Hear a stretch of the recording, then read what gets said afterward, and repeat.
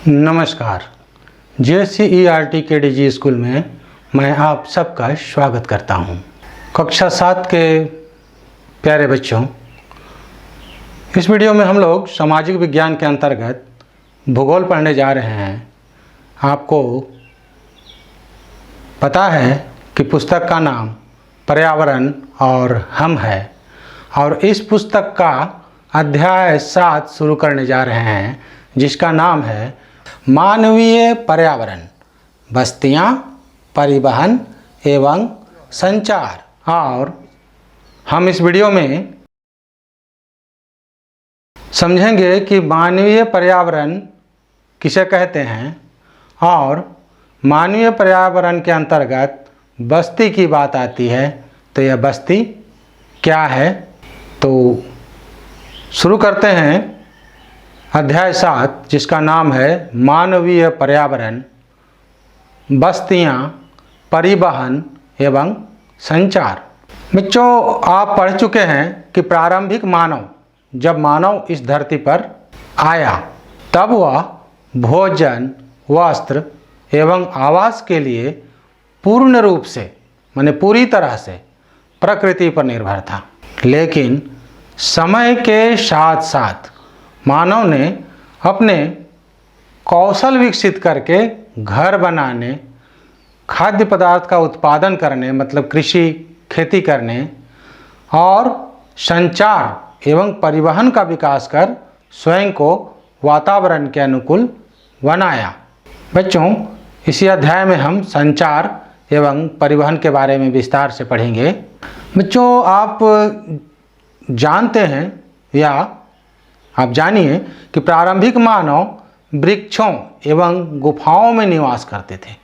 जब उन्होंने फसल उगाना प्रारंभ किया, खेती करना सीखा समझा, उसके लिए अस्थायी घर बनाकर रहना आवश्यक हो गया।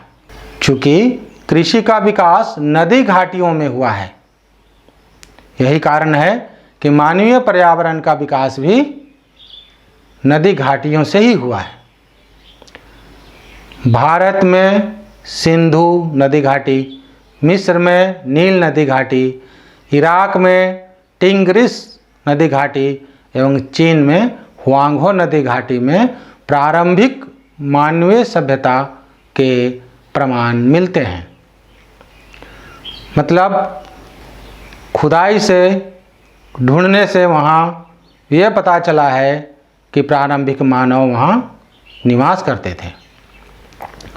नदी घाटियों में मानवीय बसाव के लिए माने मनुष्यों के बसने के लिए, रहने के लिए अनुकूल भौगोलिक दशाएं भी उपलब्ध थी। आप जानते हैं कि हम मनुष्यों को रहने के लिए क्या क्या चाहिए।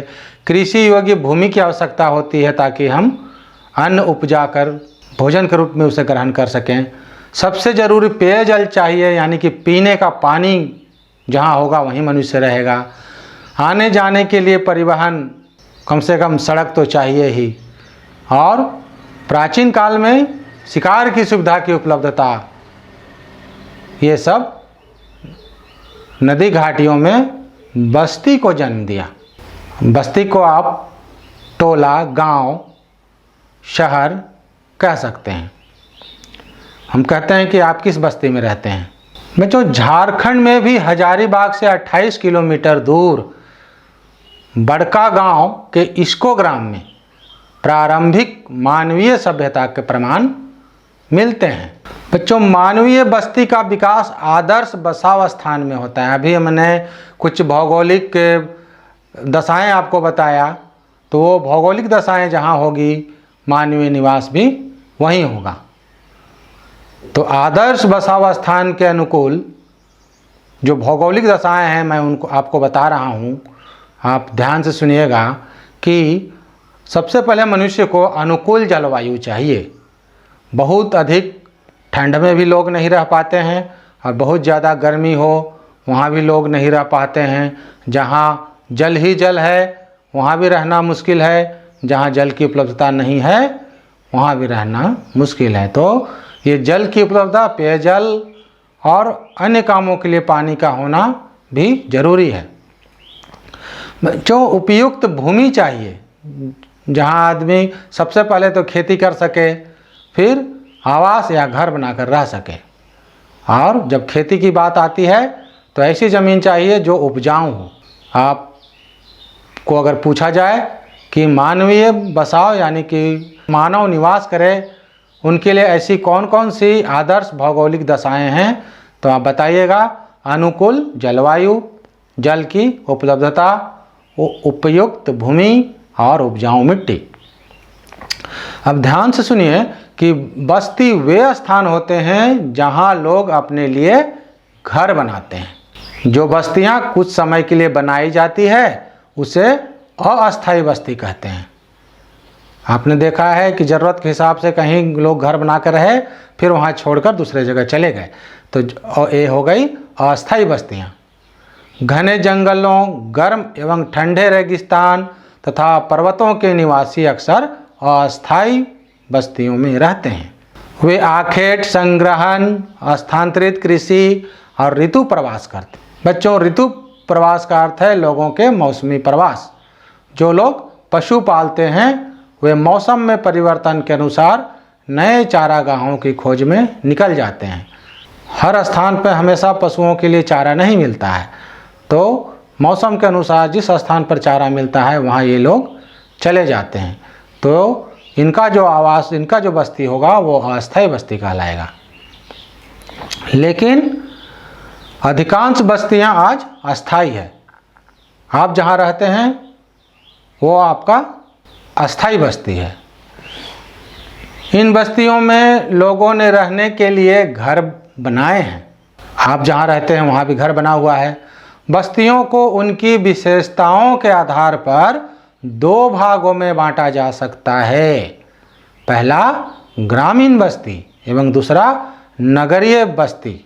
बच्चों, गांव ग्रामीण बस्ती होता है जहां के लोग कृषि, मत्स्य पालन यानी कि मछली पालते हैं, वानिकी मतलब सब्जी फल आदि उपजाते हैं, पशुपालन करते हैं, दस्तकारी करते हैं। दस्तकारी मतलब कलाकारी का काम करते हैं, जैसे सुंदर सुंदर बर्तन बनाना, चप्पल बनाना, कपड़े बनाना, जो जिसमें उनका कला शामिल होता है, ऐसे कला वाले काम दस्तकारी कहलाते हैं। तो दस्तकारी संबंधी कार्य करते हैं। बच्चों, ग्रामीण बस्तियां सघन, घना बसा हुआ भी आपको मिलेगा या बिखरी हुई हो सकती है, दूर दूर में एक एक घर ऐसा भी मिलेगा, और इसको प्रकीर्ण कहते हैं। प्रकीर्ण या बिखरी हुई बस्तियों में घर दूर दूर फैले हुए होते हैं। प्रकीर्ण बस्तियां मुख्यतः पर्वतीय, पहाड़ी, घने जंगल एवं अति विषम जलवायु वाले क्षेत्रों में पाई जाती है। बच्चों, आप जंगल में जाएंगे, पहाड़ी क्षेत्र में जाएंगे तो देखेंगे एक घर यहाँ बना हुआ है तो एक घर थोड़ी दूर में और एक घर बहुत ही दूर में बना हुआ है। वे लोग अपने सुविधा के अनुसार बनाकर वहाँ रहते हैं। मानवीय आवास का निर्माण पर्यावरण के अनुकूल किया जाता है। जैसा मैंने बताया, जलवायु, सुरक्षा, भोजन, जल आदि का जहाँ व्यवस्था होगा वहीं मानवीय आवास का निर्माण होता है। अत्यधिक वर्षा वाले क्षेत्रों में ढाल वाली छत बनाई जाती है ताकि पानी ऊपर रुके नहीं, पानी नीचे आ जाए, गिर जाए। जिन क्षेत्रों में वर्षा के समय जल जमाव होता है वहाँ ऊंचे चबूतरे अथवा स्टिल्ट पर मकान बनाए जाते हैं। आप चित्र को भी ध्यान से देखिएगा तो हमारी बात को आसानी से समझते जाइएगा। ऊंचे पर्वतों एवं ठंडे प्रदेशों में घरों का निर्माण लकड़ियों से होता है। बच्चों, जिन प्रदेशों में गर्म जलवायु पाई जाती है वहाँ मिट्टी की मोटी दीवार वाले घर बनाए जाते हैं। इसकी छतें फूस की बनी होती हैं। पुआल भी कहते हैं हम लोग फूस को, घास भी कहते हैं। ग्रामीण बस्तियों में घर बनाने के लिए स्थानीय सामग्री जैसे पत्थर, मिट्टी या चिकनी मिट्टी, लकड़ी इत्यादि का इस्तेमाल होता है। नगरीय बस्तियों में नगर छोटी एवं शहर उससे बड़ी बस्तियां होती है। नगरीय क्षेत्र में लोग क्या क्या काम करते हैं? निर्माण के काम करते हैं, जैसे बिल्डिंग वगैरह, फ्लैट वगैरह, पुल आदि, जो कुछ भी निर्माण का कार्य होता है वो करते हैं। व्यापार करते हैं एवं सर्विस देते हैं, यानी कि सेवा क्षेत्रों में कार्य करते हैं। बच्चों, नगर विकास को प्रभावित करने वाले प्रमुख कारक कौन कौन से हैं समझ लीजिए। पहला है प्राकृतिक कारक, दूसरा सांस्कृतिक एवं आर्थिक कारक। बच्चों, प्राकृतिक कारक में धरातलीय संरचना, वहाँ का जमीन का बनावट, जिसको उच्चावच भी कहते हैं, पथरीली, पठारी, समतल, ये सब। नगर की स्थिति, जल आदि प्रमुख हैं। सांस्कृतिक कारक, रीति रिवाज, सामाजिक मान्यताएं नगर के आंतरिक विकास को प्रभावित करती है। और आर्थिक कारक में खनन, मतलब आसपास खान का होना, खदान का होना, जहां अयस्क निकलते हैं, उद्योग का लगा होना, व्यापार वाणिज्य ऐसे कारक हैं जिसके कारण नगरीय बस्तियां विकसित होती है। बच्चों, भारत में वाराणसी, अमृतसर, तिरुपति जैसे नगरों का विकास सांस्कृतिक कारणों से हुआ है। झारखंड में जमशेदपुर, बोकारो, धनबाद जैसे बड़े नगरों का विकास खनन एवं उद्योग की स्थापना के कारण हुआ है।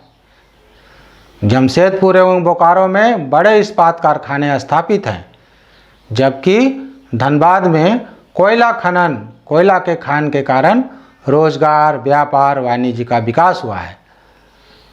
इन कारणों से इन क्षेत्र का तेजी से विकास एवं नगरीकरण हुआ है।